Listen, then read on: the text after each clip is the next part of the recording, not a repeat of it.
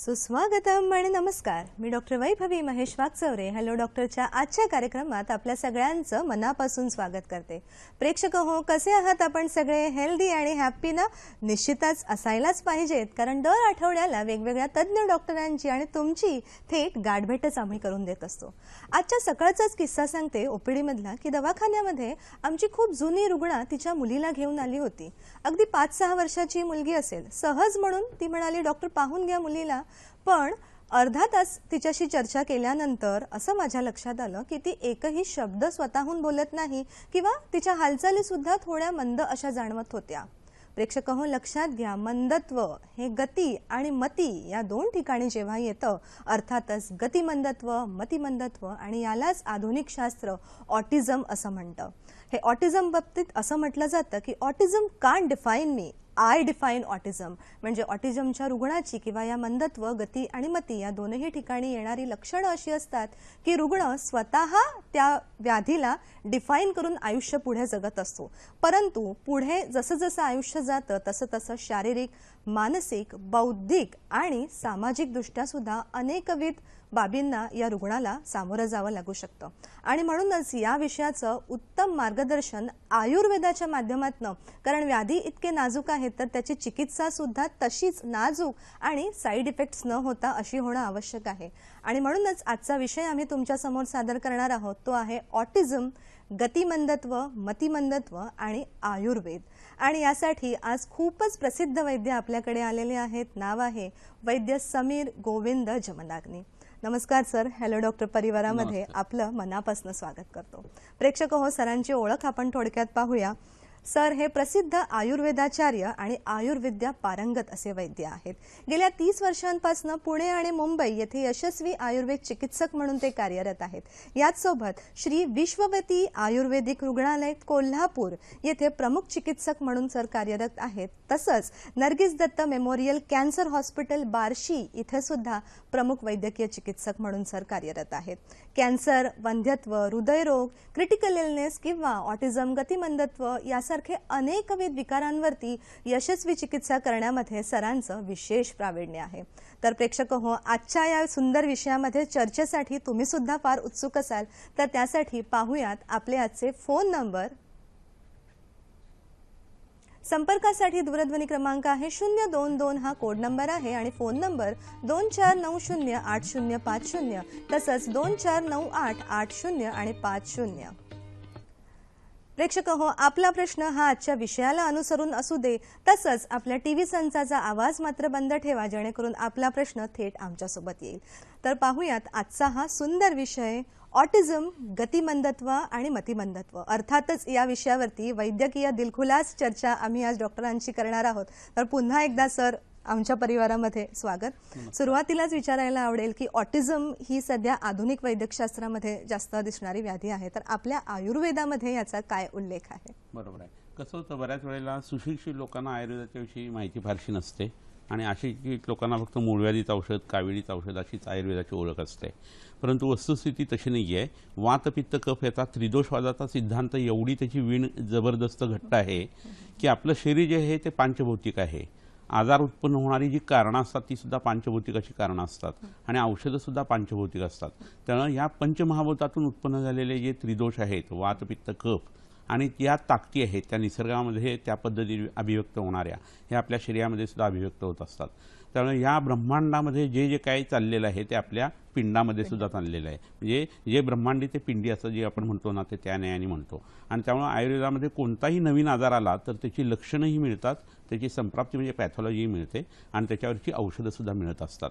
त्यामुळे कोणताही आजार नवीन आला तर हा आयुर्वेदात आहे का असा विचारण्याचा प्रश्न जो आहे ना, तो चुकीचा आहे असं एकंदरीत म्हणायला पाहिजे. आणि प्रत्येक गोष्टीची उत्तरं असतात.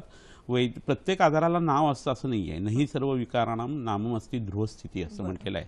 त्यामुळे ती आजाराची संप्राप्ती म्हणजे कसा आजार उत्पन्न झालेला आहे शरीरामध्ये. जे आपण समजा भजी खातोय तर भजी खाण्यापासून आम्लपित्त होण्यापर्यंतची जी अवस्था आहे त्याला संप्राप्ती असं म्हटलं जातं. यथादृष्टेन दोषेण यथाचा अनुविसर्पता निवृत्ती रामयस्यासो संप्राप्ती जातीरागती असं म्हटलेलं आहे.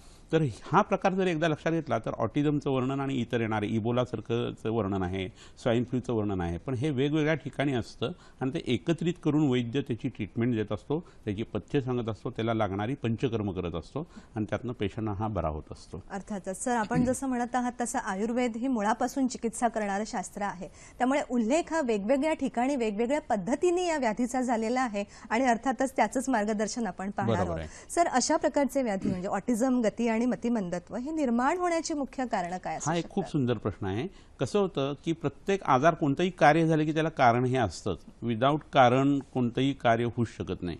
आणि त्यामुळे काय होतं, बऱ्याच वेळा असं लहान मूल असतं 1 दिवसात आणि त्याला रक्ताचा कॅन्सर झालेला आढळतो, तर आम्ही आईच्या पोटामध्ये असताना त्यांनी काही चुकीचं वागलंय, खाल्लं प्यालंय का आईने हे बघतो आणि तेही जेव्हा नसतं तेव्हा आम्ही पूर्वजन्मातलं त्याचं कारण जे आहे ना ते मान्य करत असतो, मानत असतो. इतकं आयुर्वेदाचा विचार करण्याची पद्धती सूक्ष्म आहे.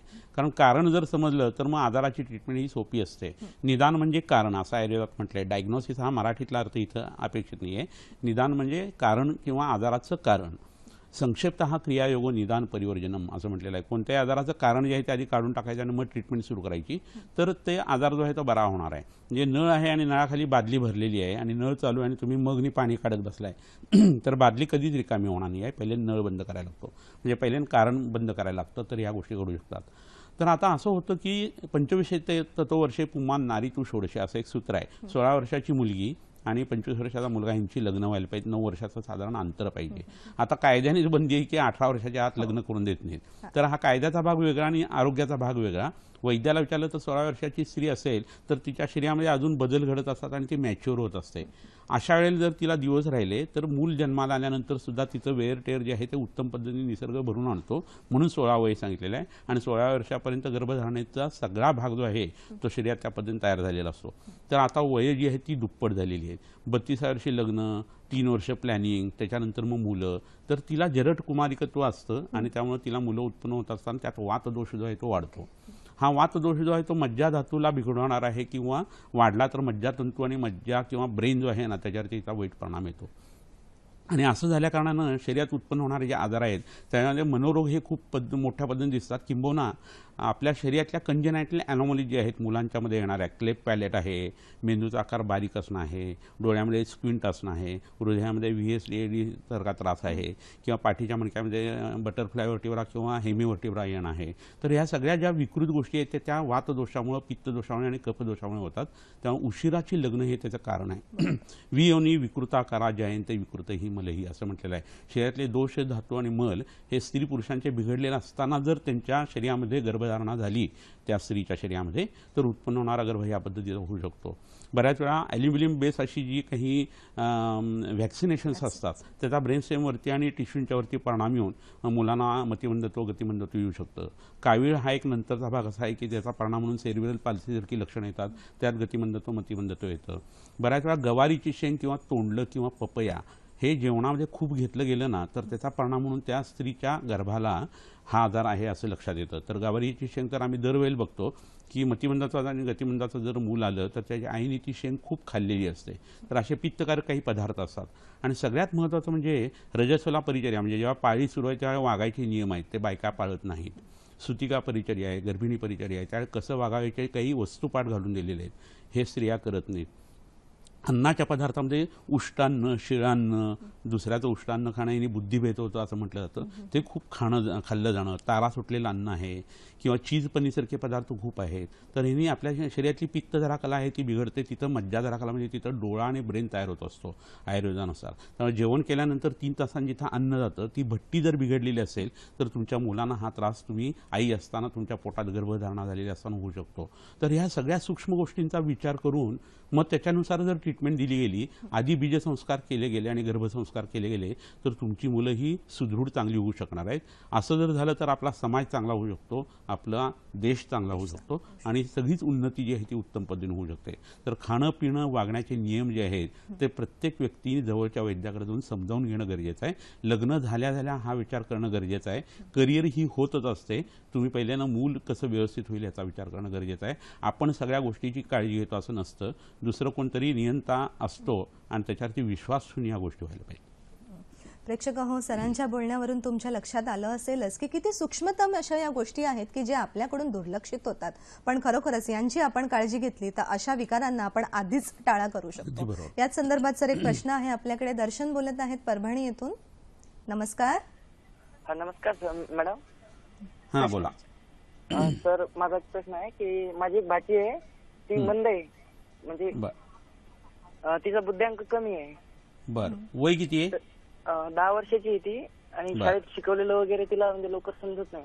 बर, आणि तिची डिलिव्हरी आईची तिच्या कशी झालेली होती? नॉर्मल झालेली का सीझर झालेलं? सीझर. आणि रडलेली व्यवस्थित होती का? हा. बर, लग्नानंतर लगेचच झालेलं आहे मूल का बरीच वर्षानंतर झालंय? नाही, 5-6 वर्षानंतर झालेलं आहे. बर, आईचं आत्ताचं वय किती आहे? आईचं 30-35 असेल. बर बर, काही हरकत नाही. प्रश्न समजला, उत्तर म्हणजे देऊया. उपाय काय असतो सर आणि कशामुळे होत आहे? हो बरोबर आहे, हे सांगतो. काय सांगू शकू सर? आताचा 10 वर्षाची ती आहे, म्हणजे बरेच दिवस झाले. 3 वर्षापर्यंत मेंदू हा खूप प्लास्टिक असतो आणि त्यात खूप बदल आपल्याला करता येत असतात. तरी सुद्धा आयुर्वेदातला वयस्थापन गण म्हणून जो आहे तो जर वापरला तर तिचं शारीरिक वय हे रोधून ठेवता येईल आणि तिची मानसिक वाढ ही खूप चांगल्या पद्धतीने करता येऊ शकेल. तर आता सांगितलेली कारणं जी आहेत त्यापैकीच काहीतरी कारण असण्याची शक्यता आहे. आणि बऱ्याच वेळा सीझर वगैरे करत असताना हँडलिंग जर व्यवस्थित बाळाचं झालं नाही किंवा फोर्सेप डिलिव्हरी होताना जर टेम्पोरल बोन जे आहे त्याला धरून चिमटा जेव्हा लावला जातो तेव्हा टेम्पोरल बोन जी आहेत आपली शंख असते याला म्हणतो, ते आपल्या स्कलमधलं थिननेस बोन आहे. त्यामुळे ब्रेनला ट्रॉमा त्याच्यामध्ये होण्याची शक्यता असते आणि त्याचा परिणाम म्हणून असं मतिमंदत्व गतिमंदत्व येऊ शकतं. नंतर झालेली कावीळ जी आहे ती सुद्धा पित्तधरा कलेवरती परिणाम करून मज्जेवरती सुद्धा परिणाम करते आणि बुद्धितत्व हे त्यातनं अभिव्यक्त होत असतं. बऱ्याच वेळा हृदयाशी संबंधित काही जर घटना असतील ना तर त्याचा परिणाम सुद्धा अशा पद्धतीने येऊ शकतो. तर आता झालेला हा जो प्रकार आहे आणि तिला काही समजत नाही असं जे वाटतं त्याच्यामध्ये ह्यापैकी कोणती गोष्ट घडली आहे हे बघणं खूप गरजेचं आहे. आणि बुद्धीची वाढ होण्यासाठी खूप चांगली औषधं जी आहेत ती आयुर्वेदात वापरता येतात. ह्याच्यातलं उत्तम औषध जे आहे ते म्हणजे पिंपळाच्या पानावरती जेवायला घालणं लहान मुलांना, तूप भात आणि आमटी असं एकत्र जर करून रविवारच्या दिवशी खायला घातलं. आता रविवार का तर भावनिकदृष्ट्या हिशोब जर बघितला आपण तर सूर्याचा वार आहे आणि सूर्य हे तेज तत्व आहे आणि पोटातली बुद्धी हे सुद्धा तेज तत्व आहे, महत्त्व हे. आणि ते जाठराग्नी एवढा चांगला असेल तेवढी बुद्धी सुरती एकाग्रता चांगली असते. त्यामुळे त्या वाराचाही आपण उपयोग करून घेत असतो. आणि त्यावेळेस ते जर केलं गेलं तर असं म्हणतात की 1/4 किलो गाईचं तूप खाणं म्हणजे 1 पिंपळाचं पान खाण्यासारखं आहे. तर त्या पिंपळातली जी औषधी तत्व आहेत ती पहिल्यांदा भातामध्ये आणि तुपामध्ये उतरतात, आमटीमध्ये उतरतात आणि ते पोटामध्ये गेलं की बुद्धिस्मृती एकाग्रता वाढते. 40 नंतर बऱ्याच लोकांना विसरण्याची सवय असते. एका खोलीतून दुसऱ्या खोलीत जातात आणि कशासाठी आलो हेच लक्षात राहत नाही. किंवा रुमाल विसरणं, मोबाईल विसरणं. मोबाईल फारसा विसरला जात नाही कारण तो शरीराचा एक अवयव झालेला आहे लोकांचा. परंतु इतर गोष्टी विसरत असतील तर त्यांनी सुद्धा हा पिंपळाच्या पानावर जेवणाचा प्रयोग करावा. तसं त्या मुलीला करावं. आणि आज्ञाचक्रावरती कुटस्थ चैतन्य किंवा ख्रिस कॉन्शियसनेस ज्याला म्हटलेलं आहे तिथं सोन्याच्या सळीने अग्निकर्म करणं हा एक खूप छान प्रकार आहे. नंतर काही वनस्पती मी दाखवणार आहे त्यातली ब्राह्मी नावाची वनस्पती तिला उपयोगी पडेल. आणि ज्योतिषमती तेल नावाचं एक तेल आहे ते तिला पोटातही द्यावं आणि नाकामध्ये टाकलं तर त्या मुलीच्यामध्ये नक्की आणि नक्की सुधारणा होईल. वयात येण्याच्या आधी, मेनार्सच्या एजच्या आधी तिच्यावरती उपचार व्हायला पाहिजेत, नंतर ती आहे तशी राहण्याची शक्यता आहे. दर्शनजी, अर्थातच तुम्ही कार्यक्रम पुढे पाहत राहा. आम्ही काही विशेष वनस्पती दाखवणार आहोत की ज्या आपल्या भाचीसाठी खूपच उपयुक्त ठरू शकतील. सर, ऑटिझम, गतिमंदत्व, मतिमंदत्व हे विकार लहान मुलांमध्ये लहानपणापासून दिसतात, तर कसं ओळखावं पालकांनी की अशा विकारांची सुरुवात आहे? खूप छान प्रश्न विचारला तुम्ही. कारण लोकांना ते लक्षात येतं त्यावेळी खूप वेळ गेलेला असतो आणि पुलाखालनं खूप पाणी वाहून गेलेलं असतं. तर असं होतं की लहान मूल जे आहे ते वाढत असताना 4थ्या महिन्यापर्यंत त्याची लॅक्रिमल ग्लँड जी आहे त्या मुलांची ती सुरू झाली नसते. त्यामुळे तुम्ही बघितलेलं असेल की मुलं रडली कितीही तरी त्यांच्या डोळ्यात पाणी येत नाही. आणि साधारण 4 ते 6 महिन्यानंतर ते डोळ्यातनं पाणी यायला लागलं की अंबुह स्रोत शरीरातलं जे आहे ते ॲक्टिवेट व्हायला सुरुवात होतं. आणि हे जे पाणी जे आहे किंवा शरीरातला हा कफाचा जो भाग आहे किंवा थंडपणाचा भाग आहे, सोमगुणात्मक भाव आहे, तो जर व्यक्त व्हायला लागला तर बुद्धितत्व हे विकसित होत असताना इन्व्हायटिंग स्माईल नावाचा एक प्रकार तेव्हा मुलांच्या ठिकाणी येतो. आणि येणाऱ्या प्रत्येक व्यक्तीकडे ते असं बघतं की मला घे असं त्याची नजर असते. तर अशा वेळेला आई ज्या वेळेला त्याला पाजत असते त्याला स्तनपान करत असताना त्या छोट्या मुलाने आईच्या डोळ्याला डोळे लावायला पाहिजेत. हे जर जमलं नाही आणि त्याला होत नसेल तर आपल्या मनामध्ये शंकेची पाल चुकचुकायला पाहिजे की आपलं मूल हे गतिमंद किंवा मतिमंद तर नाही आहे ना. तर ह्या इतक्या अर्ली स्टेजमध्ये जर तुम्ही हे प्रयत्न केले तर खूप चांगली औषधं त्याच्यासाठी देता येतात आणि त्या मुलांच्यामध्ये खूप सुधारणा होत असते. इतर वेळेला कसं होतं की एखाद्या वस्तूकडे आपण बोट दाखवून ती वस्तू दाखवायला प्रयत्न केलो तर ते मूल त्या वस्तूकडे न बघता आपल्या बोटाकडेच बघतं. प्रत्येक गोष्ट गोल फिरवणं, डोकं सतत मागच्या बाजूला आपटणं, क्लॅपिंग बोटांचं सतत करत राहणं, आपण बोलतो त्याकडे लक्ष न देणं, नावाने हाक मारली तरी न बघणं आणि स्वतःच्याच धुनकीमध्ये असणं, अशी लक्षणं युजली याची असतात आणि ती पटकन लक्षात येतात.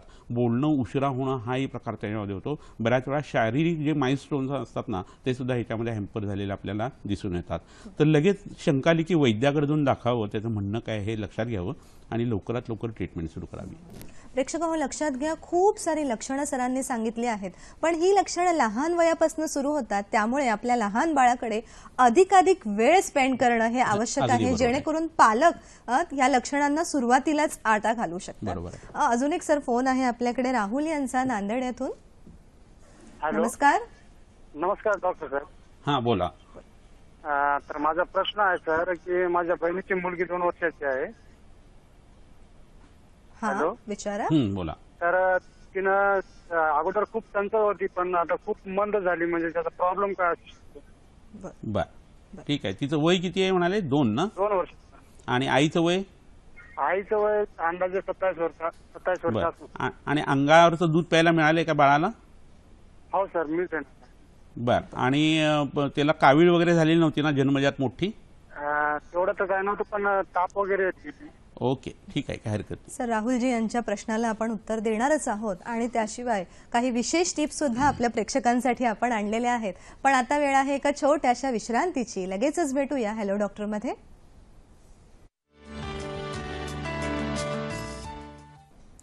विश्रांतीनंतर हॅलो डॉक्टर मध्ये पुन्हा एकदा आपलं मनापासून स्वागत. प्रेक्षक हो, विशेष टिप आम्ही दरवेळीच आपल्यासाठी आणतो, तर पाहूयात आजची विशेष टिप काय आहे ती. थंडीच्या दिवसात रात्री झोपेमध्ये पायात गोळे येण्याचा त्रास असणाऱ्या व्यक्तींनी हिंग, आलं कुटून पायाला लावून झोपावे, याने पायात गोळे येत नाहीत. ज्यांना रात्रीतून वारंवार लघवीला जावं लागतं अशा व्यक्तींनी ओवा चूर्ण 3 ग्रॅम, गूळ 3 ग्रॅम झोपताना पोटातून घ्यावं. मधुमेही रुग्णांनी सुद्धा खाण्यातील इतर पदार्थातील साखर जर कमी केली तर त्यांनाही हे औषध अत्यंत उपयोगी ठरू शकतं. पुन्हा वळूया आपल्या विषयाकडे. सर, ब्रेकला जाण्यापूर्वी प्रश्न होता आपल्याकडे राहुल यांचा. बरोबर आहे. काय मार्गदर्शन? त्यांना बाकीची माहिती विचारताना फक्त ताप येऊन गेलेला आहे असं सांगितलं आणि 3 वर्षाच्या आतमध्ये आपल्या मस्क्युलर सिस्टीमवरती मज्जासंस्थेचं पूर्णतः नियंत्रण नसतं, नर्वस सिस्टीमचं, आणि त्यामुळे थोडा जरी ताप आला तर ते टेम्परेचर रेग्युलेटिंग सेंटर जे हायपोथॅलॅमस आहे त्याच्याचा कंट्रोल कमी होऊन झटके येणं असं खूप वेळा होतं आणि त्याला आक्षेपक ज्वर असं आयुर्वेदामध्ये म्हटलं जातं. आधुनिक शास्त्र त्यावेळेला इपिलेप्सीची औषधं देऊन मोकळं होतं. पण जवळजवळ 1400 आजार आहेत की ज्याच्यामध्ये फिट येणं हे लक्षण म्हणून असतं आणि 15व्या वेळेला इपिलेप्सी हा आजार किंवा फेपर हा आजार आयुर्वेदात मानलेला आहे. त्यामुळे आपल्या मुलाला ज्या वेळेला एखाद्या वेळेला झटके येतात त्यावेळेला वैद्याकडे जाऊन पहिले त्याचं निदान करून घ्यावं. मूळ आजार हा बऱ्याच वेळा वेगळा असतो आणि मग अशा वेळेस जर मतिमंदत्व आणि गतिमंदत्व जर असेल तर औषधाचा परिणाम म्हणूनच त्या मुलांना तो त्रास होत असतो. तसं त्या मुलीला झाले का हे त्यांनी बघून घ्यायला पाहिजे. तर तापाच्या औषधामध्ये आक्षेपक ज्वराचा ताप जो आहे तो त्यांनी त्यांच्या गावातल्या वैद्याकडनं घ्यावा. आता महाराष्ट्रामध्ये प्रत्येक तालुका पातळीवर सुद्धा भरपूर वैद्य चांगले आहेत, त्यांचा सल्ला तुम्ही अवश्य जाऊन तिथं घ्यायला पाहिजे. आणि दुसरी गोष्ट अशी आहे की आता 2 वर्षाचं तिचं वय आहे, तर आता ह्या कार्यक्रमात सांगितलेली जी औषधं आहेत ना ती तिला दिली तर त्याचा खूप चांगला उपयोग होणार आहे. पण तापातून ज्या वेळेला हा त्रास होतो आणि ती मंद होती असं जर असेल ना तर ब्राह्मीचा रस जो आहे तो पोटामध्ये देणं हे खूप उपयोगी पडतं. गुळवेलीचा काढा किंवा अमृतारिष्ट नावाचं एक औषध मिळतं ते द्यायला पाहिजे आणि रात्री झोपताना सारस्वतारिष्ट द्यायला पाहिजे. शुद्ध गाईचं तूप आहे ते नाकामध्ये घालणं आणि साळीच्या लाह्या ज्या आहेत त्या पोटामध्ये देणं खूप आहे. यो लाजे रेती स यशोवान होती स मेधामान भवती असं आपण गणपती अथर्वशीर्षात वाचतो. तर लाह्या खाऊन आणि गाईचं दूध पिऊन आणि दर्भासनावर बसून जर अभ्यास केला गेला तर नॉर्मल मुलांची सुद्धा बुद्धिस्मृती एकाग्रता वाढते. आजारी मुलांनी साळीच्या लाह्या खाणं हे खूप मोठं औषध आहे. तर असं इतर जे प्रयोग आहेत अन्नातले ते सुद्धा करावेत, पंचकर्मातले जे प्रयोग आहेत ते करावेत आणि औषधं घ्यावीत. तर त्या मुलीला निश्चित फायदा होईल आणि लवकरात लवकर ही ट्रीटमेंट सुरू करायला पाहिजे. अर्थातच वय 2 वर्ष आहे त्यामुळे जेवढी लवकर चिकित्सा सुरू करू तेवढा लवकरच त्यांना फायदा होऊ शकेल. सर, आयुर्वेद हे संस्कारांचं शास्त्र आहे असं आपण म्हणतो, तर गर्भसंस्कार, बीजसंस्कार यांचं किती महत्त्व महत्व राहतं? कारण आजकाल आपण बघतो प्लॅन्ड प्रेग्नन्सीज होतात, तर त्याचं मार्गदर्शन. पहिले ना सगळ्यांना असं व्हायला पाहिजे की आपण करिअरच्या मागे लागलेलो असतो, करिअर भले करावी, परंतु आपली म्हातारपणीची काठी म्हणून जर आपली मुलं असतील तर ती सक्षम आणि चांगली असणं हे गरजेचं आहे. म्हातारपणी दोन काठ्या असतात, एक आपली चांगली जी संस्कारित मुलं आहेत ती आणि दुसरी लाकडाची काठी. असंच चालायला लागत असतं. त्यातली पहिली जी काठी आहे ती तुम्हाला लाकडाची कुठेही महाबळेश्वरला विकत मिळेल, पण दुसरी काठी तुम्ही दोघांनी तयार करायची आहे. आणि तसं करायचं असेल तर करिअर जे आहे ते तुम्ही एका बाजूला ठेवा आणि पहिलं मूल तरी लवकर होऊन द्या. कारण का आता लग्नाची वये इतकी उशिरा झालेली आहेत की प्रॉब्लेम जर असतील तर लक्षातच येतात ते 3-3, 4-4 वर्षांनी. तोपर्यंत वय आणखी पुढे निघून जातं आणि नंतर ट्रायल एरर सुरू होतं, कोणत्या पॅचेकडे जायचं, कोणत्या डॉक्टरकडे जायचं, आणि ह्याच्यामध्ये इतका वेळ निघून जातो की नंतर मग फ्रस्ट्रेशन येतं दोघांनाही. त्यामुळे आधी लग्न लवकर होणं हे खूप गरजेचं आहे आणि त्या पद्धतीचे संस्कार पूर्वीच्या काळी जसे होते ते सगळे सुरुवात व्हायला पाहिजे.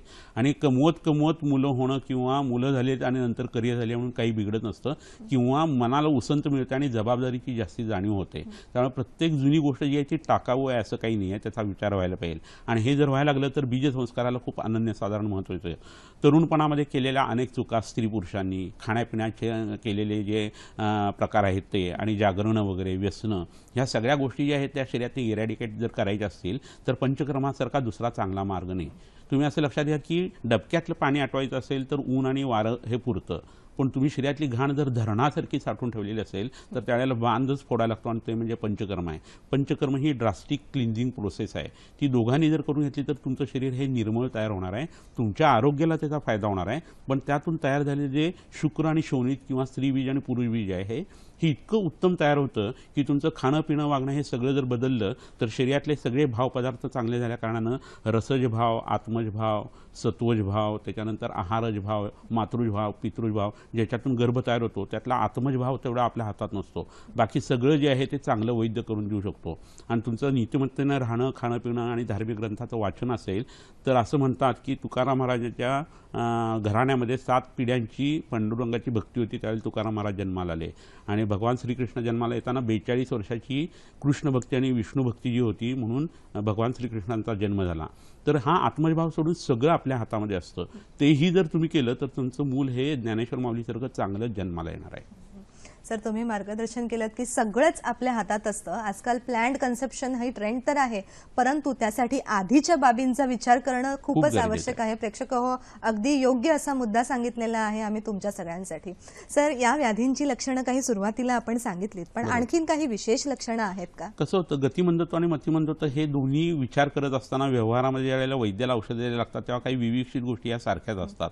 ज्यावेळेला आपल्या मुलाला मतिमंदत्व असतं त्यावेळेला डोळ्यामध्ये युजली स्क्विंट असते, तोंड उघडं राहतं, तोंडातून लाळ जास्ती येते, आणि कोऑर्डिनेशन जे असं हाय अँड कोऑर्डिनेशन जे ते व्यवस्थित नसतं असं बऱ्याच वेळा होतं. चालताना चवड्यावरती चालणं, बोटावरती चालणं असं ही मुलं बऱ्याच वेळा करत असतात. पुढेही असं म्हटलं तर मागं जातात, मागेही म्हटलं तर पुढं जातात. एक बी काढायचा असेल तर तो उलटा मिरर इमेजचा बी काढतात.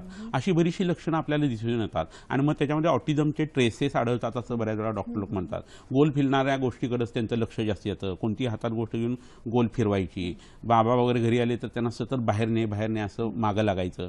ह्या सगळ्या ज्या गोष्टी आहेत ना त्या लक्षात एकदा आल्यानंतर मग वैद्यांनी काही ट्रीटमेंटची एक व्यवस्थित अशी पद्धत विकसित केलेली असते आणि त्या पद्धतीची ट्रीटमेंट केल्यावर ती लक्षणं कमी येतात असं लक्षात येतं.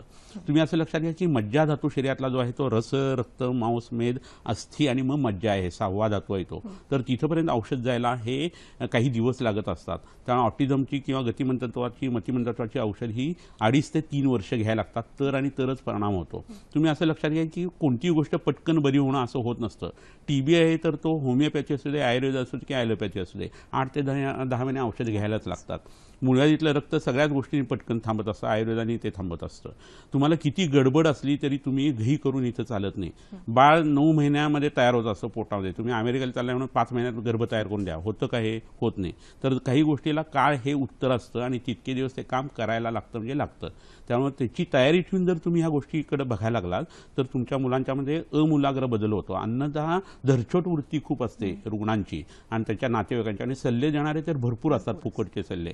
तर एकदा एखाद्या वैद्याची शेपटी धरली ना तर तुम्ही त्याला पूर्ण वाव जर दिलात तर तो नक्कीच त्याच्यातला परिणाम जो आहे ना आता चांगला आणून दाखवू शकतो. तर हे लक्षणांच्या आणि ट्रीटमेंटच्या हिशोबाने खूप महत्त्वाचं आहे, हे लक्षात ठेवायला पाहिजे. अर्थातच चिकित्सेला सुरुवात करण्यापूर्वी आपलं मानसिक बळ आपल्याला व्यवस्थित तयार करणं हा महत्त्वाचा मुद्दा राहतो. आणखीन एक प्रश्न आहे सर, आपल्याला हनुमंत बोलत आहेत बीड येथून. नमस्कार. नमस्कार. विचारा आपला प्रश्न. मला मेंटलची ट्रीटमेंट दिल्यामुळे मतिमंदत्व आलं, त्यासाठी काय उपाय करावे? आपलं वय किती आहे? माझं 40 वर्ष वय. आणि काय त्रास होत होता आणि केव्हापासून होत होता? 27 वर्षापासून त्रास होत होता, जरा रागीट स्वभाव होता, त्याबद्दल मेंटलची ट्रीटमेंट घेतली. बर. आणि डोक्याला आघात वगैरे झालेला होता? नाही, शॉक ट्रीटमेंट दिली. बर. आणि रागीटपणा लहानपणापासून होता का नंतर आलेला आहे? लहानपणापासून होता. ओके, ठीक आहे, काय हरकत नाही. काय सांगूयात? तर काम, क्रोध, लोभ, मोह, मत्सर हे सगळे जे आहेत ना ते मनोविकार म्हणून सांगितलेले आहेत. आणि अतिरागीटपणा जो आहे त्याची ट्रीटमेंट सुद्धा आयुर्वेदामध्ये सांगितलेली आहे. किंबहुना अथर्ववेदामध्ये दर्भ नावाची जी वनस्पती आहे त्याचं चूर्ण पोटामध्ये घेणं आणि दर्भासनावरती बसणं किंवा ध्यान लावणं हे केलं तरी रागीटपणा कमी येतो. आणि तिथला राग जो आहे तो सगळ्या गोष्टींच्या विषयीचा अनुराग किंवा प्रेम ह्या पद्धतीने सुद्धा तोही कमी येत असतो. तर षडरिपूंसाठी हे उपयोगी आहे. काम, शोक, भयाद वायू, क्रोधात पित्तम त्रयोमला असं सूत्र आहे. तर खूप रागवणाऱ्या माणसांच्या शरीरामध्ये पित्त जे आहे ते अक्षय प्रकोप या पद्धतीने गंगाधराच्या टीकेमध्ये चरकाच्या सांगितलेलं आहे त्यांनी. तर ही प्रक्रिया लक्षात घेऊन पित्ताचा उपक्रम करणं हे खूप गरजेचं आहे. तर त्यांनी जेवणामध्ये कडू पदार्थ, तुरट पदार्थ आणि गोड पदार्थ घ्यायला पाहिजे. आणि त्याच्या बरोबरीनं जी औषध घ्यायची त्याच्यामध्ये गाईचं दूध, तूप, लोणी असे पदार्थ खायला पाहिजे. तिखट, आंबट, खारट पदार्थ कमी ठेवायचे. रोजच्या रोज कोठा साफ कसा राहील ह्याचा विचार करायला पाहिजे. ओंकारासारखा जप जर केला तर त्यांचं मन जे आहे ते शांत होऊ शकतं. आणि आयुष्यामध्ये काहीतरी ध्येय ठेवून त्याचा पाठपुरावा करणं असं जर केलं तर मग राग हा भाग जो आहे तो खूप मोठ्या प्रमाणात कमी येतो. उशिरासव नावाचं एक औषध आहे ते पोटामध्ये घेऊन जटामासीचं चूर्ण रात्री गरम पाण्यामध्ये भिजवून जर घेतलं गेलं तर त्यांचा रागाच्यामध्ये खूप सुधारणा होऊ शकते. आपण दुसऱ्याची काळजी घेतो असं ज्यावेळेला होतं आणि जबाबदारीची जाणीव होते त्यावेळेस रागाची भावना ही कमी होते. रागाच्या विरुद्ध, रागाच्या बरोबर येणारी दुसरी गोष्ट म्हणजे काम किंवा वेगवेगळ्या गोष्टींची आवड असणं. तर हे दोन्ही हातात हात घालून येतात आणि या दोघांची ट्रीटमेंट ही या एकाच पद्धतीने होत असते. खूपच लहान लहान पण सुंदर अशा गोष्टी सांगितल्यात. त्यातली महत्त्वाची गोष्ट अशी की आयुष्यामध्ये काहीतरी ध्येय धरून जर आपण पुढे गेलो तर निश्चितच या सगळ्या राग, द्वेष, क्रोध, लोह या गोष्टींमधनं आपण बाहेर पडू शकतो. सर, तुमची विशेष खासियत आहे की तुम्ही दरवेळेला आमच्यासाठी काही वनस्पती घेऊन येता. तर आज आमच्यासाठी काय काय काही वनस्पती आहेत त्या आपण आता बघूया आणि त्यांची माहिती बघूया. प्रेक्षक हो, काही विशेष वनस्पती आपल्यासाठी आणलेल्या आहेत, पाहूया. सर्वात पहिली वनस्पती. तर ह्या ज्या वनस्पती आहेत त्याच्यातली ही पहिली पुढची जी वनस्पती दिसतीये त्याच्या खाली ह्याचं खोड दिसतंय. खरं म्हणजे हे मूळ नाही आहे, हे खोड आहे बॉटनीच्या हिशोबाने. आणि ही वेखंड नावाची वनस्पती आहे. तर वेखंडाचा उपयोग हा बुद्धी, स्मृती, एकाग्रता वर्धनासाठी खूप चांगला होतो. वेखंडाचं चूर्ण मधातून आणि तुपातून जर कायमस्वरूपी 3 वर्षापर्यंत घेतलं तर फिट्स येण्याचा त्रास हा पूर्णतः जाऊ शकतो. वेखंडाच्या पानाचं तेल जे आहे ना ते जर केसांना लावलं तर उवा आणि लिखा यांचा नाश होतो असं सुद्धा म्हटलं जातं. वेखंड हे तुपावरती जर घेतलं गेलं तर ऑटिझमच्या मुलांना खूप अप्रतिम फायदा लक्षात येतो. आणि त्यांचं लक्ष जे आहे विचलित झालेलं ते आपण दाखवलेल्या वस्तूकडे ते बोट दाखवल्यानंतर बघायला सुरुवात करतात. कोणतीही वस्तू हातात धरून त्याचं नाव जर घ्यायला सुरुवात केली, समजा सफरचंद आहे आणि हे सफरचंद आहे असं त्या मुलाला सांगायला जर सुरुवात केली तर जो फरक पडत नाही पहिल्यांदा तो ह्या मुळांच्या काढ्यानी किंवा त्याच्या क्षीरपाकाने घडत असतो. फक्त ही वनस्पती जास्ती झाली तर उलट्या होतात, त्याला घाबरायचं नाही. त्याचं प्रमाण जे आहे ते वैद्याकडे ठरवून घेणं हे गरजेचं आहे. आता ह्याच्यानंतर ही दुसरी वनस्पती जी आहे ती ज्योतिषमती नावाची वनस्पती आहे. याला मालकांगोणे असं सुद्धा म्हणतात. देशावरती, कोकणामध्ये आणि घाटमाथ्यावरती ही वनस्पती खूप मोठ्या प्रमाणावरती आहे. ह्याचे गुणधर्म सांगताना असं सांगितलेलं आहे, ज्योतिषमती कटु तिक्ता सरा कफ समिर्जित अतीक्ष्णा वामनी तीक्ष्णा वन्नी बुद्धी मतिप्रदा असे याचे गुणधर्म आहे. तर बुद्धीला आणि मेधाशक्ती जी आहे म्हणजे पुस्तकाचं ज्ञान जे आहे ते होण्यासाठी या वनस्पतीचा खूप उपयोग होतो. ह्याचं तेल जे असतं ते पिवळसर लालसर रंगाचं असतं आणि ते पोटामध्ये 1 ते 2 थेंब एवढं बत्ताशावरती किंवा मधावरती घेता येतं. तुपावरती सुद्धा हे घेता येतं. या तेलाचं नस्य म्हणजे नाकामध्ये जर औषध टाकलं तर नासाही शिरसो द्वारम असं म्हटलेलं आहे. तर मेंदू तल्लख होतो, बुद्धिमान जे आहे ते नष्ट होतं. अभ्यास करत असताना बऱ्याच वेळेला 10वी आणि 12वीच्या मुलांना झोपा खूप वाढतात, तर ती झोप कमी होण्यासाठी ही ज्योतिषमती अतिशय उत्कृष्ट आणि अग्रणी अशी वनस्पती आहे. रोज ह्याचे एक एक बी खात वाढवत नेणं 15 बियांच्या पर्यंत आणि हळूहळू 14-14, 13-13 अशी बिया कमी करणं, असा जर रसायन प्रयोग केला गेला ना तर अप्रतिमरित्या बुद्धीची वाढ होते आणि विकास होतो. आणि अभ्यास कमी मात्रेमध्ये केला तरी खूप चांगल्या पद्धतीने पेपर लिहिण्याची कला जी आहे ना ती ह्या वनस्पतीने अवगत होते असं लक्षात आलेलं आहे. खूपच सुंदर सर सांगितलं. ह्याच्यानंतर ही दुसरी वनस्पती जी आहे ती गुळवेल नावाची वनस्पती आहे. ही बऱ्याच वेळा मी अनेक कार्यक्रमामध्ये दाखवलेली आहे. तर ही गुळवेल जी आहे त्याचं पान तुम्ही बघा, हृदयाच्या आकाराचं पान आहे आणि कोणत्याही पद्धतीचा ताप घालवण्यासाठी ही वनस्पती उपयोगी आहे. वयस्थापन म्हणजे तरुणपण पिकवण्यासाठी ज्या अनेक वनस्पती सांगितलेल्या आहेत त्याच्यामध्ये ही वनस्पती सांगितलेली आहे. घरी आपण मनी प्लांट अगदी प्रेमाने लावत असतो, तर ती मनी प्लांट काढून आता तिथं ही गुळवेल तुम्ही लावा, म्हणजे सगळ्या घराण्याचं आरोग्य सुधारेल. लहान मुलांची आणि मोठ्या माणसांची बुद्धी सुद्धा जी फिरलेली आहे ती यांनी सुधारू शकते. हिचे गुणधर्म सांगताना असं म्हटलंय, गुडूची कटुका तिक्ता स्वादुपाका रसायनी संग्राहिणी कषायुष्णा लघवी बल्याग्नी दीपनी असे त्याचे गुण आहेत. तर आपल्या पोटातला जठराग्नी जर चांगला राहिला, भूक जर चांगली झाली ना तर आपली बुद्धिस्मृती खूप छान वाढते. पायथागोरस ज्यावेळेला भारतामध्ये येऊन नालंदा तक्षशिला विद्यापीठात शिकून गेला तेव्हा तो पुन्हा जेव्हा त्याच्या घरी गेला तेव्हा त्याला तो सिद्धांत आठवना, तर त्या पठ्ठ्याने त्यावेळेला 40 दिवस उपवास केलेला होता. त्याची भूक वाढली त्यांनी आणि त्यामुळे महत्त्व त्याचं अभिव्यक्त व्हायला लागलं. ते जर तुम्हाला उपवास न करता करायचं असेल तर ही वनस्पती तुम्ही वापरा आणि ही कायम रोज 2 पानं ह्याची खाल्ली तरी चालतात आणि बुद्धीवर तिचा अप्रतिम फायदा होतो. मतिमंद गतिमंद असलेल्या मुलांनी आणि त्यांच्या आई वडिलांनी ही वनस्पती घरी नेहमी ठेवायला पाहिजे. संपूर्ण कुटुंबासाठी ती उपयोगी आहे. आता ही दुसरी वनस्पती आहे, ही पिंपळ नावाची वनस्पती आहे. ह्याच्या सुद्धा 4 एक प्रकार असतात आणि त्यातला पांढरा पिंपळ हा खूप उपयोगी आहे. हा आपल्याला सगळ्यांना माहीत असलेला पिंपळ आहे. पिंपळाची लाख जी असते ना किंवा मुळावरची साल जर पोटात घेतली तर उंची वाढवण्यासाठी उपयोग होतो आणि ह्याचं पानावरती जर आपण जेवण केलं तर बुद्धीची उंची वाढण्यासाठी त्याचा उपयोग होतो. तर एक पान खाणं म्हणजे जवळजवळ 1/2 किलो तूप घेण्यासारखं आहे गाईचं, इतका ह्याचा चांगला परिणाम येतो. सूक्ष्म रूपामध्ये ह्याच्यामध्ये मर्क्युरी किंवा पारा असतो असं म्हटलं जातो, म्हणजे मर्क्युरी पॉइझनिंग होते असं म्हणून त्यासाठी मी हे सांगत नाहीये. मर्क्युरी किंवा पारा ह्याला पारद असं म्हटलेलं आहे. कोणत्याही वाईट गोष्टीपासून पार करून नेणारा असा जो आहे तो पार आहे. त्याला शिव असं म्हटलंय. शिव म्हणजे कल्याण करणारी गोष्ट आहे. तर वनस्पतीमध्ये असलेलं हे तत्व जर तुम्ही वापरलं, ह्याचं तूप तयार करून तुम्ही घेतलं किंवा सालीचा काढा घेतला किंवा ह्याला प्रदक्षिणा जरी घातल्या आणि त्याचा ऑक्सिजन जो आहे तो तुम्ही जर इन्हेल करायला सुरुवात केली तर तुमच्या बुद्धितत्वाचा विकासही होतो. याला बोधिवृक्ष विनाकारण म्हणत नाहीये, त्याच्या मागे काहीतरी विकसित कल्पना आहे आणि म्हणून हे धार्मिक वृक्ष जे आहेत ते आपण आपल्या गावामध्ये लावायला पाहिजेत आणि शक्य असेल तर आपल्या घराच्या आजूबाजूला लावायला पाहिजे. ह्याच्यानंतर एक वनस्पती अजून आहे ती म्हणजे ब्राह्मी नावाची ही वनस्पती आहे. कारवणी सारखी दिसणारी हिची पानं आहेत. आता ही ब्राह्मी आणि साऊथ इंडियामध्ये लोक जी ब्राह्मी वापरतात त्याच्यात फरक आहे. नीरब्राह्मी किंवा जलब्राह्मी नावाचा जो प्रकार आहे ती एंद्री नावाची वनस्पती आहे आणि तिचे गुणधर्म वेगळे आहेत आणि ती उष्ण आहे. हे शीतवीर्यात्मक असं हे द्रव्य आहे आणि महाराष्ट्रीयन वैद्यांनी हेच वापरायला पाहिजे. ज्या देशामध्ये जो जंतू म्हणजे काय, जातो असं त्यात धातू आहे, जन्माला येईल तोच प्रत्येक जण जंतू आहे, त्या हिशोबाने आपण सुद्धा जंतू आहोत. तर अशा लोकांनी त्या ठिकाणच्याच वनस्पती वापरायला पाहिजेत कारण त्या ठिकाणच्याच गोष्टींच्या आजारी पडलेल्या असतात. तर महाराष्ट्रीयन वैद्यांनी बुद्धिस्मृती एकाग्रतेसाठी ही ब्राह्मी वापरायला पाहिजे. ब्राह्मीचा प्राश विकत मिळतो, सारस्वतारिष्ट विकत मिळतं. हे पोटामध्ये जर दिलं गेलं तर चिडकेपणा, आदळापटपणा सुद्धा मुलांचा कमी होतो आणि बुद्धी वाढते.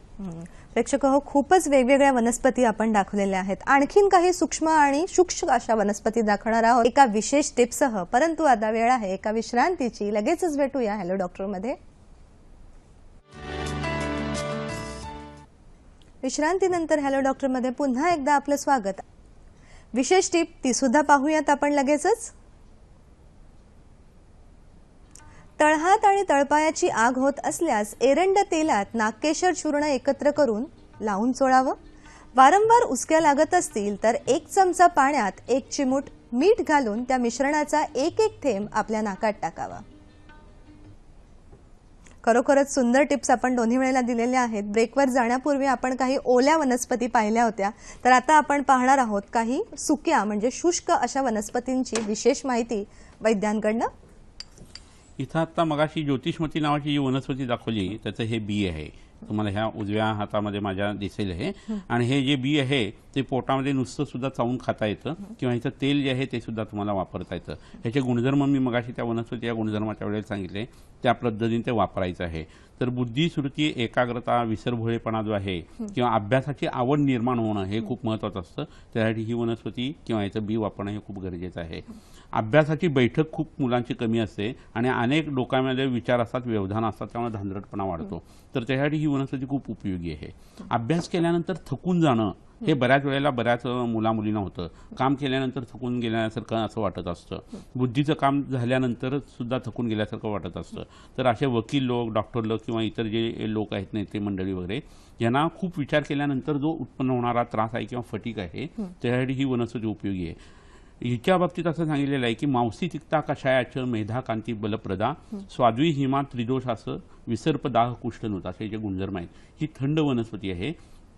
त्यामुळे शरीरातली उष्णता, हातापायांची जळजळ होणं, डोळ्याला नंबर असणं, पोटामध्ये जळजळ होणं, वारंवार भूक लागणं, खूप पाणी प्यावंसं वाटणं, असं असताना जर बुद्धितत्वाचा विकास झालेला नसेल, डोळ्यामध्ये स्क्विंट असेल, तिरळेपणा असेल आणि तो जर डायव्हर्जिंग स्क्विंट असेल म्हणजे बाहेरच्या बाजूला डोळे फिरलेले असतील तर अशा वेळेला ही वनस्पती अप्रतिम फायदा करते. या वनस्पतीचं चूर्ण 1 चमचा घ्यायचं आणि त्याच्यामध्ये 1 फुलपात्र गरम पाणी टाकून जाळीचं झाकण आहे त्याच्यावरती झाकून ठेवायचं आणि नंतर ते कोळून औषध जे आहे ते संध्याकाळच्या वेळेला प्यायचं. सकाळी भिजून संध्याकाळी प्यायचं, पुन्हा संध्याकाळी भिजून सकाळी प्यायचं. तर ह्याने उत्तम पद्धतीची झोप सुद्धा येते आणि कमी झोप पुरते असं लक्षात येतं. त्यामुळे परीक्षेच्या काळात तरी ही वनस्पती तुम्ही नक्की वापरा. ह्याच्यावरून खाण्यापिण्याचे जर नियम वापरले गेले ना तर मतिमंदत्व, गतिमंदत्व ह्याच्यासाठी खूप चांगला याचा परिणाम होतो. आणि बुद्धितत्व विकास होत असताना दुसरी चांगली घटना या औषधांनी घडते ती म्हणजे शरीराची उंची वाढण्याला सुद्धा मदत होते. त्यामुळे 16 वर्षापर्यंतच्या मुलांना तुम्ही ह्याचा वापर जरूर करून बघा, तर दोन्हीकडे तुम्हाला यश आलेलं आढळून येईल. अर्थातच. म्हणजे सर, या ज्या 2 वनस्पती आपण दाखवल्या त्या ओव्हरऑल डेव्हलपमेंट आणि ग्रोथसाठी सुद्धा कामाला येऊ शकतात. खूप उपयोगी.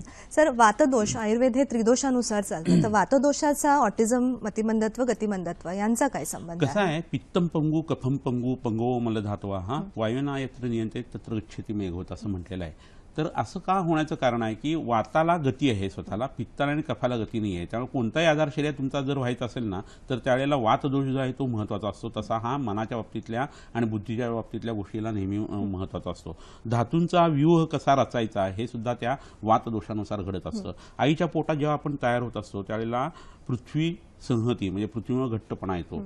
आप हा क्लेदयती म्हणजे ओलेपणा जो आहे तो आपामुळे येतो. तेज हा पचती म्हणजे तेजामुळे पचनाची सगळी कामं होतात आणि त्याच्यामध्ये वायू विभजती असं म्हटलेलं आहे. तर सेल डिव्हिजनचं काम किंवा कोणताही धातू तयार करण्याचं काम जे आहे ते वातदोष जर प्राकृत असेल तरच होत असतं. तर त्यामुळे तुमच्या शरीरातलं बुद्धितत्व, मनाची जी ताकद आहे ती ही खूप महत्त्वाची आहे. वायुस्तंत्र यंत्रधरा असं म्हणत असताना प्रवर्तक चेष्टानाम उच्चवचानाम नियंता प्रणेताच्या मनसा असं म्हटलेलं आहे. मनावरती कंट्रोल करणारी ही गोष्ट आहे. त्यामुळे योगशास्त्रामध्ये योग चित्तवृत्ती निरोधा करताना प्राणायामाचं महत्त्व तेवढ्यासाठी सांगितलं गेलेलं आहे. तर वाताचं कंट्रोल जर असेल तर श्वासाचं कंट्रोल येतं.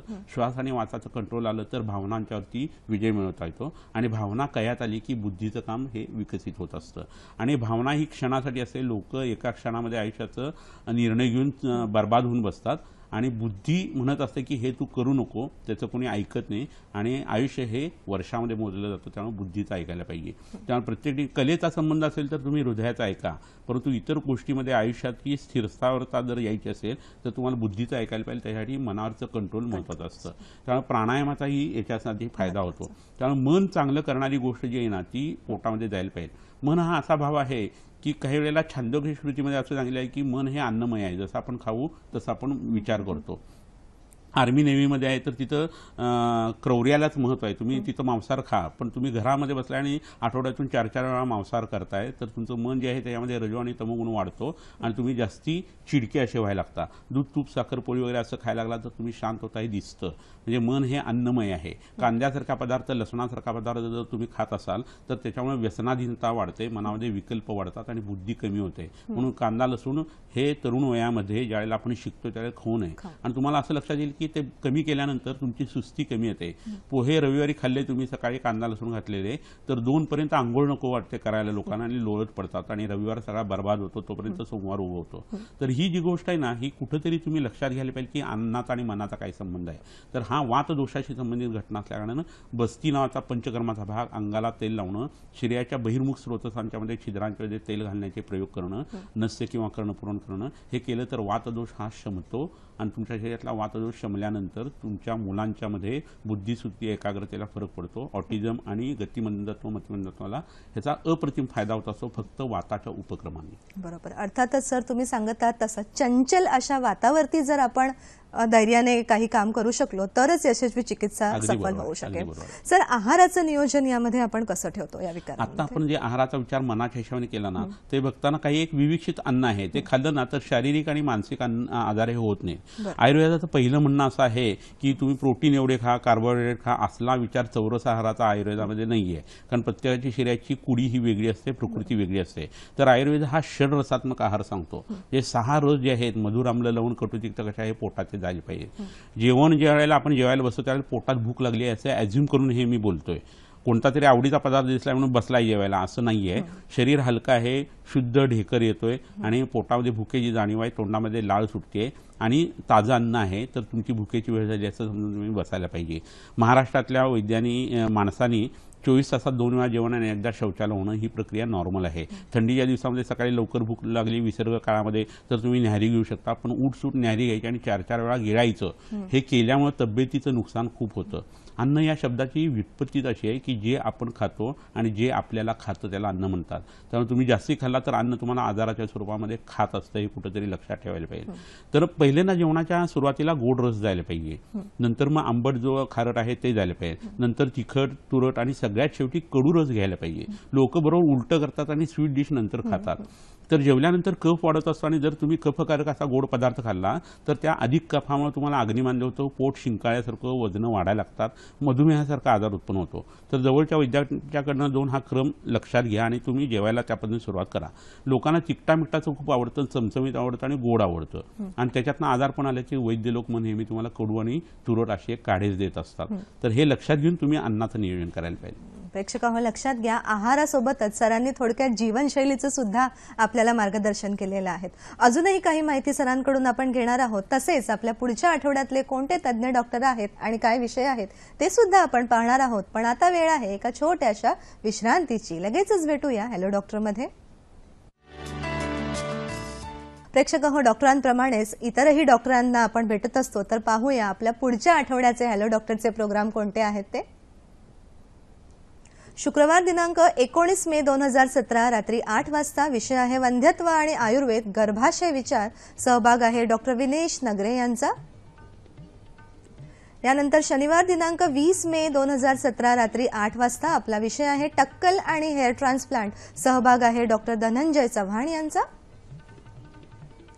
तसंच आपल्या पुढच्या रविवार अर्थातच 21 मे 2017 रात्री 8चा प्रोग्राम आहे प्रोस्टेट, किडनी आणि संयुक्त उपचार पद्धती. सहभाग आहे डॉक्टर अनिल पाटील यांचा. पुन्हा एकदा आपल्या विषयाकडे वळूया. सर, या व्याधींची आयुर्वेदानुसार वैशिष्ट्यपूर्ण चिकित्सा आणि त्यातही पंचकर्म कोणकोणते आहेत ते आम्हाला सांगा. त्याच्यासाठी एक महत्त्वाची गोष्ट मला तुम्हाला दाखवावी वाटते. जलोका म्हणून जो भाग आहे तो आता आपण बघायला सुरुवात करूया आणि त्याचा वापर कसा करायचा हे मी तुम्हाला दाखवतो. प्रेक्षको आपण पाहूया जलौका कशा असतात आणि त्यांचा वापर आपण या पंचकर्मासाठी कसा करू शकतो. तर आता समोर हे जे बाटलीमध्ये दिसते जो किड्यासारखा भाग दिसतोय हा बऱ्याच कार्यक्रमामध्ये आपण दाखवलेला आहे आणि याला जलौक असं संस्कृतमध्ये म्हणतात, जोक असं हिंदीमध्ये म्हणतात आणि लीच असं इंग्रजीमध्ये म्हणतात. तर हा चिखलामध्ये किंवा दलदलीमध्ये उत्पन्न होणारा प्राणी आहे आणि हा हार्मोफ्रोडिट आहे. म्हणजे ह्याच्यात दोन्ही सेक्स एकाच ठिकाणी असतात, एका शरीरामध्ये स्त्री आणि पुरुष असं त्याच्यामध्ये असतं. तर हे दूषित रक्त काढण्यासाठी याचा वापर होतो. तर काकीस्थान म्हणून जो भाग आहे आपण जिथं शेंडी ठेवतो असा जो डोक्याचा भाग आहे त्याच्या खालच्या मेंदूतल्या रचना अशा आहेत की शरीरातल्या ज्या DNA RNA स्ट्रक्चर्स आहेत प्रत्येक पेशीमधल्या त्याच्यावरती कंट्रोल करणारी शरीरातली गोष्ट कुठं आहे हे शोधताना योगशास्त्राच्या नुसार हा संबंध जो आहे तो त्या काकीस्थानाशी येतो. तर मतिमंदत्व आणि गतिमंदत्व असताना ही जरूर आहे ती तिथं लावली गेली तर आपल्या शरीरामध्ये नवीन रक्ताचा संचार सुरू होतो. आईच्या पोटातलं रक्त जसं असतं ना आपण वाढत असताना आपल्याला जे मिळत असतं तशा क्वालिटीचं रक्त याने तयार होतं आणि त्यामुळे रक्ताच्या आश्रयाने पित्त असतं, पित्ताच्या आश्रयाने मज्जाधरा कला असते आणि त्यामुळे मेंदू चांगला तयार होण्याची प्रक्रिया जी आहे ते दूषित रक्त काढल्याने होते असं आयुर्वेदाचं म्हणणं आहे. तर हे काकेस्थानी दवा लावल्यानंतर गतिमंदत्वाच्या आणि मतिमंदत्वाच्या मुलांना अप्रतिम फायदा होतो. ह्याला रक्तमोक्षण किंवा ब्लड लेटिंग असं म्हटलं जातं. तर ह्याच्याबरोबर दुसरा एक जो भाग आहे तो इथं आपण बघणं गरजेचं आहे आणि तो म्हणजे ही शलाका आहे किंवा सळी आहे, शलाका म्हणजे सळी, तर हे लोखंडाचा हा दांडा जो आहे त्याला हे सोन्याची इथं पुढं शलाका लावलेली आहे आणि हा भाग जो आहे तो गरम करून रेड हॉट करून तो मगाच्या काठी स्थानावरती लावला जातो.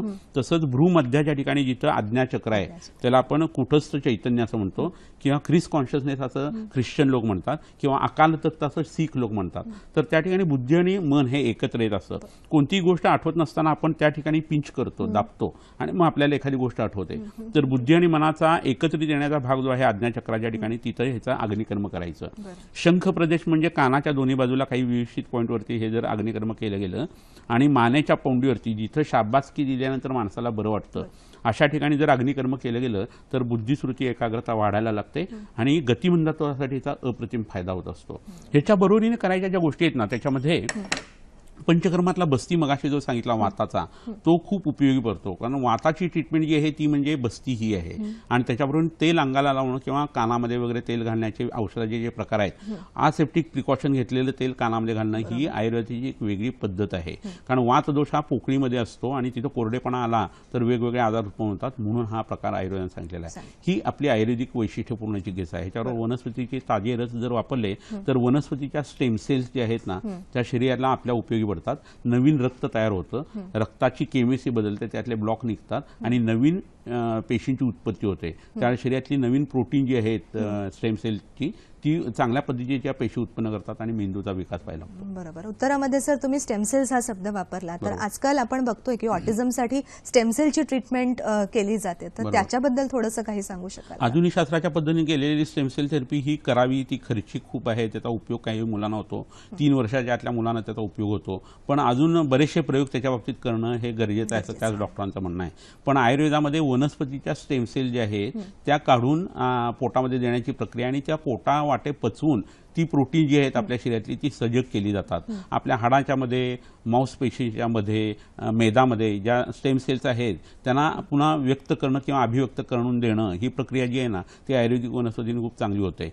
शारीरिक किंवा मानसिक आजाराच्या वेळेला मेंदूसाठी आता अक्रोड उपयोगी आहे. तर अक्रोडातल्या पेशी ज्या आहेत स्टेम सेल ज्या आहेत त्या आम्ही वापरत असतो. गुळवेलीतल्या वापरत असतो, ब्राह्मीतल्या वापरत असतो, जटामांसीच्या वापरत असतो किंवा ज्योतिषमतीच्या वापरत असतो. तर ह्या हिरव्या ओल्या वनस्पती ज्या आहेत ना त्याच्यामध्ये क्लोरोफिल असतं आणि त्यात मॅग्नेशियम असतं आणि आपल्या शरीरामध्ये रक्तामध्ये आयर्न असतं, एफी असतं. तर हा ओला रस ज्यावेळेला आपण घेतो त्यावेळेला ते एफी जे आहे ते रिप्लेस करतं एमजीला आणि शरीरामध्ये नवचैतन्याचा आविर्भाव होतो आणि आपल्या शरीरातल्या स्टेम सेल्स वाढायला लागतात. तर ही अशी आयुर्वेदाची स्टेम सेल थेरपी खूप उपयोगी पडते आणि लोकांना त्याच्याविषयी कल्पनाही नसते आणि यांनी मिरॅकल इतके घडतात की काही मुलांना 15 ते 20 मिनिटांमध्ये ते ऍक्टिव्हेशन दिल्यानंतर फरक पडत असतो. आयुर्वेदिक स्टेम सेल थेरपी बद्दल सुद्धा सरांनी या औषधांमधून मार्गदर्शन केलेलं आहे. प्रेक्षक हो, अशाच सुंदर आरोग्य सल्ल्याची आता वेळ झालेली आहे, तर पाहूया आजचा आरोग्य सल्ला. शिळं अन्न, तारा सुटलेलं अन्न, दुसऱ्याचं उष्ट अन्न वारंवार खाणे, आंबवलेले अतिप्रमाणात खाणे यामुळे उन्माद, अपस्मार यासारखे शारीर मानस आजार उत्पन्न होतात. राग, लोभ, क्रोध, ईर्ष्या या मनोरोगांचा संबंध देखील तामसिक आणि राजस आहाराशी असतो. वेखंडापासून तयार केलेलं तूप किंवा तेल दररोज सकाळ संध्याकाळी एक थेंब नाकात घातल्यास गतिमंदत्व, मतिमंदत्व आणि ऑटिझम यामध्ये खूप सुधारणा घडते. यासह लहान मुलांना कोहळा पाक खायला द्यावा. तसंच देशी गाईचं तूप, दूध, लोणी, साळीच्या लाह्या खाणं, पिंपळाच्या पानावर जेवण करणं, दर्भाच्या आसनावर बसून अभ्यास करणं, ओंकार, अनुलोम विलोम, प्राणायामामुळे बुद्धी, स्मृती, एकाग्रता यामध्ये अप्रतिमरित्या सुधारणा होते. प्रेक्षक हो, काही कारणास्तव आजच्या कार्यक्रमाचा काही भाग आपल्याला पाहता नसेल आला तर याच कार्यक्रमाचं पुन्हा प्रक्षेपण आपण पाहू शकता. शनिवार दिनांक 20 मे 2017 मध्यरात्री 12:30 वाजता, तसंच मंगळवार दिनांक 23 मे 2017 सकाळी 9 वाजता. अर्थातच विषय ऑटिझम, गतिमंदत्व, मतिमंदत्व आणि आयुर्वेद. सहभाग अर्थातच वैद्य समीर गोविंद जमदाग्नी. तसंच डॉक्टरांप्रमाणे इतरही डॉक्टरांना आपल्या कार्यक्रमामध्ये सहभागी करण्यासाठी आणि आजच्या कार्यक्रमाचा अभिप्राय आमच्यापर्यंत येण्यासाठी आमचा पत्ता लिहून घ्या. निर्माती हॅलो डॉक्टर, दूरदर्शन केंद्र वरळी, मुंबई 400030. आपला ईमेल ॲड्रेस आहे hellodoctor@ddkmumbai@gmail.com. तसंच फेसबुक आणि यूट्यूबच्या लिंकवरून सुद्धा तुम्ही आमच्याशी संपर्क करू शकता. सर, अगदी मला मनातून विचारण्यासारखा प्रश्न की आपण चिकित्सेवरती विचार केला, योगासन आणि प्राणायाम याबद्दल काही थोडक्यात मार्गदर्शन करू. कसं होतं, प्राणायाम करताना आपण नुसती हवा घेत असताना 500 सीसी हवा आपल्या फुफ्फुसामध्ये जात असते, पण ज्यावेळेला हायपरव्हेंटिलेशन किंवा प्राणायाम करतो, एस्पेशली कपालभाती, त्यावेळेला 3000 सीसी हवा जाते आणि त्यातला मिळणारा 2500चा जो ऑक्सिजन आहे किंवा हवा आहे ती आपल्या शरीरातल्या रक्ताला उत्तम पद्धतीने चांगलं तयार करते. आणि कुंभाराला जसं मडकं तयार करताना मातीची गरज पडली आहे, तसं ब्रह्मदेवाला आपलं शरीर तयार करताना रक्ताची गरज पडलेली आहे. प्रत्येक घटकामध्ये रक्ताचा हा संबंध आहे आणि तसा तो बुद्धिस्मृती एकाग्रतेच्या बाबतीत मज्जाधातू, पित्त आणि रक्त ह्याच्या हिशोबाने आहे. त्यामुळे एवढा ऑक्सिजन रक्तामध्ये गेल्यानंतर उत्साह खूप दुर्दम्य येतो आणि त्या मुलांच्यात खूप फरक पडतो आणि ह्या मुलांना थोडंसं मागं लागून हे प्रकार करता येतो. तो उत्साह असा असतो, चहा पिल्यानंतर सुद्धा उत्साह येतो, पण चहा पिल्यानंतर कुणीतरी कानाखाली मारलेली आहे आणि जसा वाटतं तसा तो उत्साह असतो आणि लगेच नष्ट होतो आणि त्याने अनेक त्रास होतात. परंतु ज्यावेळेला आपण प्राणायाम करतो त्यावेळेला उत्साह टिकून राहतो आणि बॅक होम टायर्ड संध्याकाळपर्यंत जो माणूस थकून जातो ते होत नाही आणि ह्या लहान मुलांच्या मध्ये औषधाचं ॲब्सॉर्प्शन जे आहे ते खूप चांगलं व्हायला लागतं. तर शीर्षासनासारखं आसन, मयुरासनासारखं आसन, भुजंगासनाचं आसन जे आहे ते, मत्स्यासन करणं, हे जर त्या मुलांना शिकवलं आणि त्याच्याबरोबर जण ओंकार, अनुलोम विलोम आणि कपालभाती आणि उज्जाई हे प्राणायाम त्या मुलांना शिकवले तर ही मुलं पटापट नंतर करायला लागतात. 1-2 वेळा ते स्ट्रोक जमले ना तरी त्यांच्या सुधारणा व्हायला लागते आणि औषधाचा जास्ती फायदा होतो. बरोबर. अर्थातच शारीरिक आणि मानसिक या दोन्ही स्तरांवरती प्राणायाम, योगासनं आपल्याला फायदेशीर ठरू शकतात. सर, सगळे प्रश्न झाले, प्रेक्षकांचेही प्रश्न घेतले, काही उत्स्फूर्त प्रश्न माझ्या मनातून सुद्धा.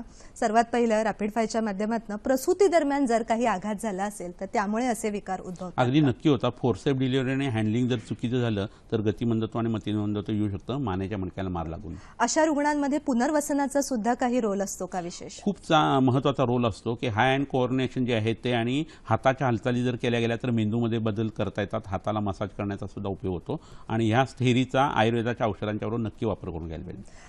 पूर्ण चिकित्सा म्हणजे 2-2.5 वर्षानंतर असे बालक सामान्य आयुष्य जगू शकतात? 100 पैकी 90 वेळा ही घटना 3 वर्षाच्या आतल्या मुलांच्या बाबतीत घडतेच. त्याच्यानंतर हा रेट कमी असतो, पण मूल स्वतःच्या हातापायावरती उभारून व्यवस्थित सगळं करू शकतं. अगदी सरते शेवटी या पालकांसाठी तुम्ही काय सल्ला देऊ? त्याच्यामध्ये आया ज्या असतात त्या खूप भावना विवश होतात, तर त्यांनी त्यांचं आरोग्य जपायला पाहिजे. त्यासाठी नवऱ्याने त्यांना मदत करायला पाहिजे आणि त्यांनी स्पेसिफिक ट्रीटमेंट आयुर्वेदाच्या वैद्यांची घेऊन आपल्या मुलांच्यावर स्वतःचं आरोग्य जपायला पाहिजे. प्रेक्षक हो, लक्षात घ्या, असं म्हटलं जातं की they said he wouldn't but he is doing it. अर्थातच लोक म्हणत होते की तो करू शकत नव्हता, पण आज योग्य चिकित्सेने अशी बालकं ऑटिझम, मतिमंदत्व, गतिमंदत्वाची यशस्वी चिकित्सेचा आनंद घेत आहेत आणि नॉर्मल असं जीवन जगत आहेत.